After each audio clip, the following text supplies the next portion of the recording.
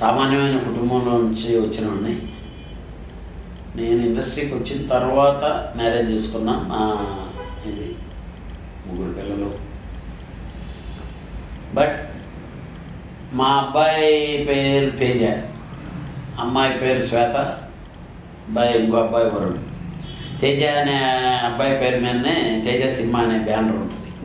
నా సినిమాలన్నీ ఎక్కువ దీని మీద చిన్న కాంట్రవర్సీ డిస్కషన్ కూడా జరిగింది. డైరెక్టర్ తేజకిను మాకు ఏదో ఒక సినిమాకి తేజ సినిమా అని చెప్పిన ఒక యాడ్ రావడంతోనే తేజ అప్పుడు 2 సినిమాలు ముందేదో సూపర్ హిట్ అయి ఉంటే ఇమీడియట్గా ఛాంబర్కి కంప్లైంట్ చేశాడు, నా పేరుని మిస్యూజ్ చేస్తున్నారు, వాడుకుంటున్నారు అని. ఆ తర్వాత నేను మీటింగ్కి రమ్మని చెప్పి పిలిపించాను. ఏంటంటే తేజ అసలు పేరు ధర్మతేజ. ఇతన్ని మేము పట్టుకొచ్చాం, తమ్మారెడ్డి వరదరాజు గారు, మేము వాడు మామ. ఇదైతే అసలు సినిమా ఇండస్ట్రీలోకి నేను అన్నా, అసలు మా అబ్బాయి పేరు తేజారావు నీకు తెలుసు, తేజ సినిమా అనేది ఎప్పుడు రిజిస్టర్ అయిందో ఒకసారి చూడు, అప్పుడు నువ్వు కనీసం డైరెక్టర్ కూడా అవ్వలేదు అని ఈ టాపిక్ రేజ్ చేయడంతోనే మళ్ళీ తనే సైలెంట్ అయిపోయాడు.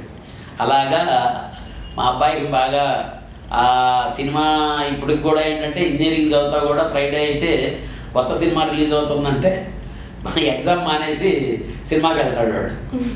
ఆ విధంగా అడిగి తయారైంది. బట్ నేనే బలవంతంగా ఆపి ఇప్పుడు ఇండస్ట్రీలో ఉన్నాడు, ఫ్యాక్టరీస్ అది పెట్టి వాడికి అదే చెప్పాను, ముందు ఇండస్ట్రీలో సెటిల్ అవ్వు, సినిమా ఫీల్డ్కి వచ్చి సినిమా ఎప్పుడైనా తీయచ్చు, నీ దగ్గర డబ్బు ఉంటే సినిమా తీయటం అనేది వెరీ ఈజీ. వాళ్ళు కూడా ప్రొడ్యూసర్సేనా, వాళ్ళు హీరో కదా? అంటే మా పెద్దోడికి అలా హీరో అవుదాం అది లేదండి, కానీ చిన్నవాడి మీద మాకు ఐడియా ఉంది.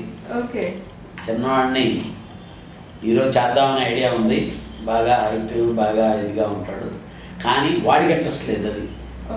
కాకపోతే నాకు తెలిసినంత వరకు సినిమా ఫీల్డ్లో ఎవడు కూడా ఇంట్రెస్ట్ లేనివాడే హీరోలు అయ్యారు. ముందు ఇంట్రెస్ట్ లేకుండా ఉన్నట్టు ఉంటుంది, తర్వాత ఎందుకు కలగద్దో వాళ్ళకి ఇంట్రెస్ట్ తెలియదు. ఇది జగపతి బాబు కానీ నాగార్జున ఊరికే ఇంట్రెస్ట్ ఉండే ఇండస్ట్రీకి వచ్చినవాడు కాదు. అలాగా సరే ఆ కోవలోకి చెందినవాడు ఏమో వీడు అని చెప్పిన ఆల్రెడీ ఇంజనీరింగ్ చేస్తాను.